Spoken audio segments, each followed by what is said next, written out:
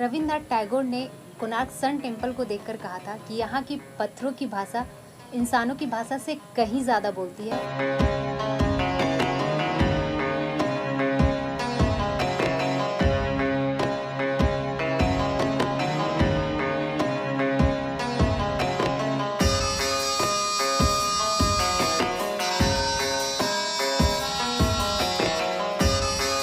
Hi everyone, welcome to another episode of my Konark series. I'm Neha Sino and you are watching my channel Nomad Neha. In this episode, I'm going to explore Navagraha temple and Konark sun temple. और अगर आप मेरा ये video first time देख रहे हैं तो इससे पहले आप मेरा फर्स्ट एपिसोड देख सकते हैं आई बटन क्लिक करके। फाइनली मैं कोणार्क सन टेम्पल पहुंच गई हूं और मैंने अभी जस्ट अपना टिकट ले लिया है। अभी टिकट ऑनलाइन ही बुक हो रही है कोविड-19 की वजह से और टिकट प्राइस है ईच पर्सन 35 रुपीज़। यहाँ पे टूरिस्ट प्राइमरली दो रीजन से आते हैं। एक तो ये देखने आते हैं कि कोणार्क सन टेम्पल रथ की शेप में कैसा दिखता है और सेकेंड चीज़ यहाँ की amazing architecture. The pride of India when we are talking about 13th century we need to try get back to the era and then start appreciating what we see today.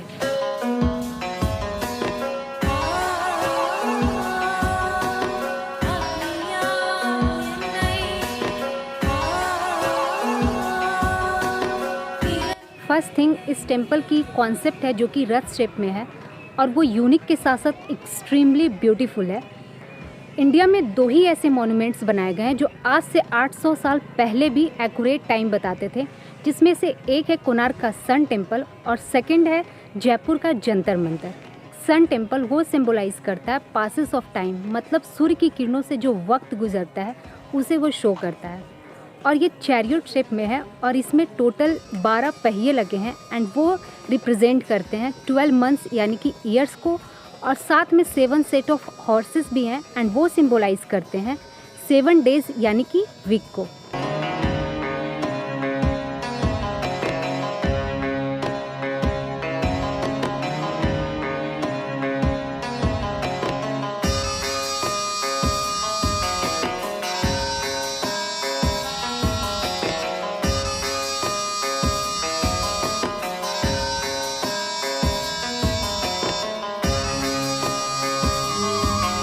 नाट्य मंदिर जो उस ज़माने में नाच गान के लिए बनाया गया था और यहाँ पे टोटल 128 डांसिंग फॉर्म को शो किए गए हैं, जिसमें Odissi, Kuchipudi, Manipuri etcetera dancing form शामिल किया गया है। और जस्ट में इसके बैक साइड में जो आप देख रहे हैं वो जगमोहन टेम्पल है और इसकी हाइट 55 फीट थी जो रिसेंट में 26 फीट है। और जो बैक में आप टेम्पल देख रहे हैं वो जगमोहन टेम्पल है जिसकी हाइट 127 फीट है। उसके पीछे जो है टेम्पल है गर्भगृह जिसकी हाइट 230 फीट थी जो 16th century में डिस्ट्रॉय हो गया है।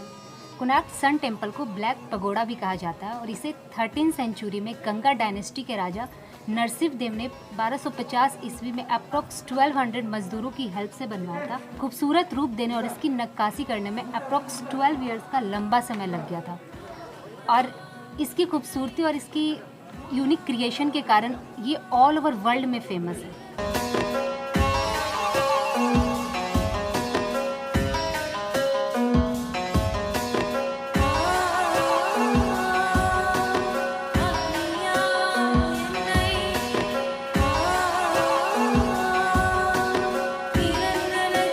मंदिर को रथ शेप में बनाया गया है और जैसा कि मैंने आपको पहले ही बताया कि यहाँ पे 7 सेट ऑफ हॉर्सेस लगे हैं जो कि राइट साइड में 4 और लेफ्ट साइड में 3, जिसमें से अभी सारे डैमेज हो गए हैं और रिसेंट में अभी सिर्फ एक ही हॉर्स बचे हुए हैं जो आप देख सकते हैं।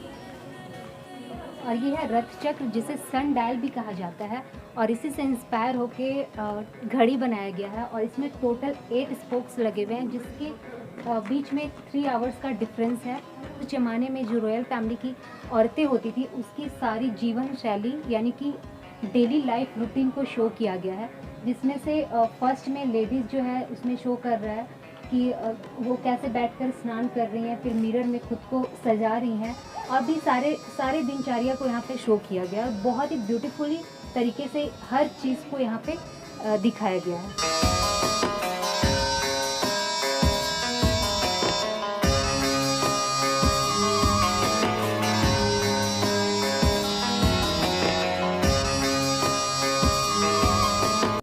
खूबसूरती और यूनिक क्रिएशन के कारण इसे यूनेस्को वर्ल्ड हेरिटेज में 1984 में शामिल किया गया है। कोणार्क सन टेम्पल का आर्किटेक्चर कलिंग की आर्किटेक्चर से ली गई है और कलिंग आर्किटेक्चर की खासियत ये है कि इसमें जितने भी टेम्पल होते हैं उसका जो एंट्रेंस होता है वो ईस्ट साइड में होता है, जिसे सिंह द्वार के नाम से भी जाना जाता है। कलिंगन स्टाइल में टोटल एक लाइन से 4 टेम्पल होते हैं, जिसमें से फर्स्ट आता है भोग मंडप, उसके बाद आता है नाट्य मंडप और उसके बाद प्रार्थना मंदिर और लास्ट में आता है गर्भगृह, जो कि मेन टेम्पल होता है।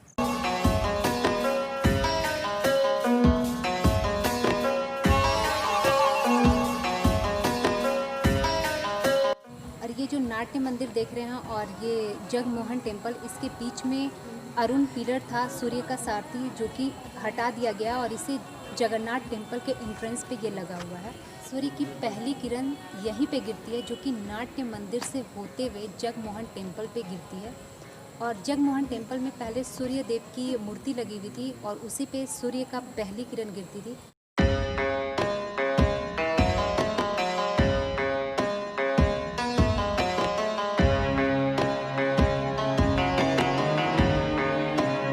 कोणार्क सूर्य मंदिर खंडित हो चुका था, इस वजह से इस टेम्पल की पूजा नहीं की जाती है, क्योंकि हमारे हिंदू धर्म में खंडित मंदिरों की पूजा नहीं होती है।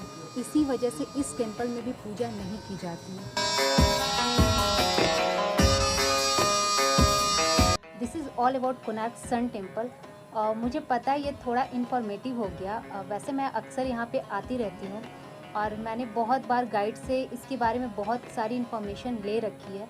वैसे मैंने इस वीडियो में ज़्यादा तो इन्फॉर्मेशन नहीं दिया है, क्योंकि यहाँ पे अगर इस टेम्पल के बारे में इन्फॉर्मेशन अगर मैं देने लगी तो आई एम श्योर कि इसके ऊपर 2-3 एपिसोड चले जाएंगे। रविन्द्रनाथ टैगोर ने कोणार्क सन टेम्पल को देखकर कहा था कि यहाँ के पत्थरों की भाषा इंसानों की भाषा से कहीं ज़्यादा बोलती है, और ऐसा उन्होंने बिल्कुल सही कहा था, क्योंकि यहाँ की हर एक चीज़ इतनी बारीकी से एक्सप्लेन की गई है कि ना तो उस ज़माने में इतनी फैसिलिटीज़ थी और ना ही इतने इक्विपमेंट्स अवेलेबल थे। स्टिल हर चीज़ों को इतनी अच्छे से एक्सप्लेन किया गया है कि आप उसे देखकर ईज़िली समझ जाएंगे कि उस ज़माने में लोगों की क्या कल्चर थे, रॉयल फैमिली की क्या कल्चर थी।